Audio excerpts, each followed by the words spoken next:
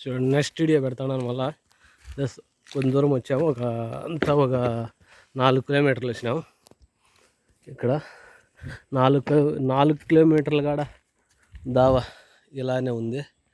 అక్కడ వస్తున్నాడు ఇంకా ఒక మనిషి, అంతా జనాలంతా ఇక్కడే రావాలా. ఇదే రోడ్డు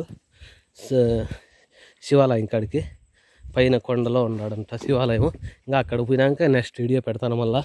చూడండి ఫ్రెండ్స్, ఇదే రోడ్డు నెత్తిపీజు కోనకో. కానీ కింద వరకు ఆటోలు వస్తాయి, కానీ 1 గంట ప్రయాణం అన్నారు. ఇంకా పోతానే ఉన్నాము. మేము వచ్చి 30 నిమిషాలు అంటే అర్ధగంట అవుతుంది.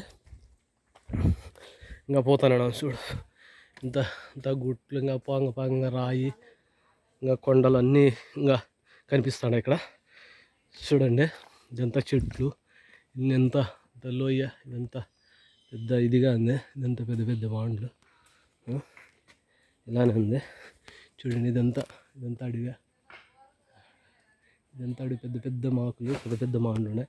కానీ ఇక్కడ పులులు కూడా ఉంటాయంట.